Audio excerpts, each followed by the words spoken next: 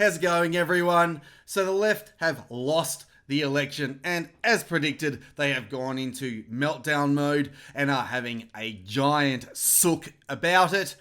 Of course, because we all know that the left cannot meme, they have to complain about their opponents who can meme, and that's what we're going to be looking at in this video, in an article delightfully entitled, "All Right, Facebook Memes Pushed Anti-Labor Message," and we are going to go over that right now. Just a quick message. Whether it's an algorithm hiding content or outright deletion, internet censorship is on the rise. Please consider following me on free speech websites Gab, Minds, and BitChute.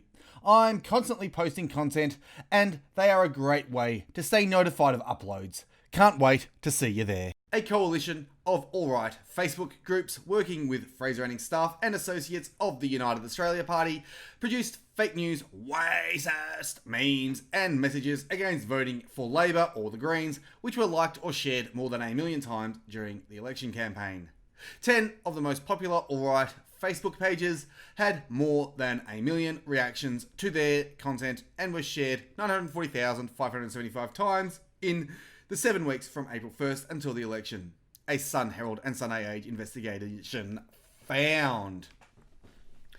I say, great work, everyone. Good stuff. You've done pretty well. 940,000 shares is pretty damn good, if you ask me. I reckon we could have got the cool million in terms of shares there. Obviously, the leftist Sydney Morning Herald are not happy about this. And right at the very start of this supposedly journalistic article, they prove that it's not actually journalism. They call it fake news and racist. Regarding these memes, that is their opinion. As we all know, that R word is just an anti-white racial slur that the left love. But again, I think this just shows how well we've all done. Great work, pat on the back. We kept Labor and the Greens out, or at least we helped it. So I'd say that's a job well done. The volume of posts produced by alt-right Facebook pages increased in the lead up to the election. Data from social media monitoring platform CrowdTangle shows. So they got this little graph here, which just shows all these different pages and the number of posts that they've made. And we have a little note here regarding for them. So you'll see it's page 1, page 2, up to page 5. The Sun Herald and Co.Ag is not naming the pages to avoid spreading their messages. Don't mention the XYZ. Well, actually, I don't think the XYZ are in this one here, but the principle is the same. What they are essentially telling you is that they are afraid of the message that people on the alt-right are spreading. They are unable to counter it, so what they want to try and do is quarantine it. They will mention all the names when they are trying to associate it with certain acts that have happened relatively recently. They will actually name us then because they are propagandists and they are insidious propagandists trying to associate our views and our ideas with the actions of certain people. But one thing about this, I'd like to know who they actually were. They're doing pretty well. It's a good amount of page posting here, I should say. Paste posting. I reckon this one here, page 2, I think that's probably Make Australia Grouse Again 3. I believe his latest page was actually deleted around there, which is why it's gotten such a big increase over the last few months. I could be wrong there, but it would be interesting to find out who's who. Again, well done, guys, on spreading the message. Anti-Muslim messages, climate change denial, and conspiracy theories were mixed into memes urging people to support anyone but Labor or the Greens. And fair enough, why would you want to support Labor and the Greens? They are vile, far left-wing traitors and communists. But I mentioned earlier that this is a propagandist message hidden in the veil of a journalistic report. This is not a journalistic report at all, and you can tell by the fact that they use the term climate change denial. That is explicitly pushing a very specific political position. They believe in man-made global warming, and they think that anyone who is smart enough to question the absolute and utter lack of evidence to support it up is a climate change denier. That is, they're worse than a political position. It's actually a cult-like religious position here, and they say conspiracy theories can't be 100%, but what they are probably referring to is the replacement of European peoples in their homelands and the nations that they founded. This is a fact as demonstrated by the words of the parasitic dominant class, the statistics showing that mass immigration will lead to us becoming a minority in our own countries, the words of the media, the words of the parasitic class who have been telling us for decades that they are going to replace us, essentially, that whites are going to become minorities in our own countries.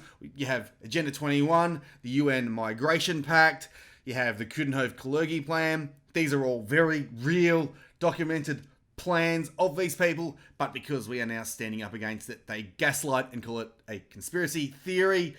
What they are actually doing here is white replacement denial.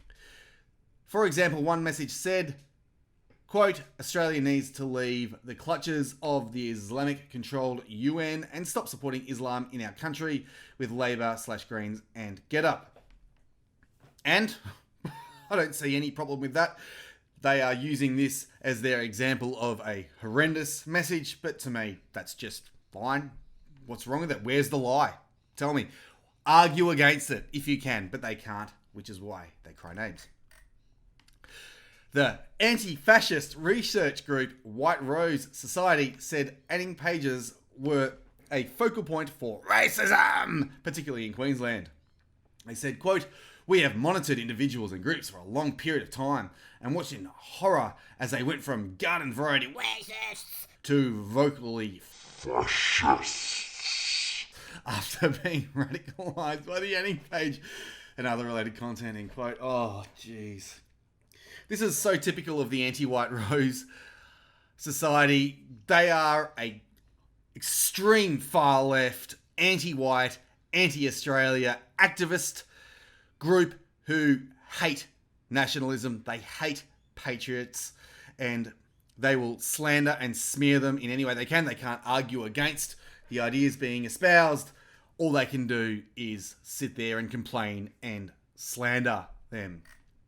So to prove that they are just a propaganda outlet and not actually a newspaper anymore, they include another so-called expert who just so happens to conform to their extremist far left worldview. The insidious nature of far-right groups is that they claim to be not racist or far-right at all and say their views are typical of normal Australians. Online Hate Prevention Institute CEO Dr. Andre Ebola said, How could we point out the fact that our views are actually shared by a great number of Australians?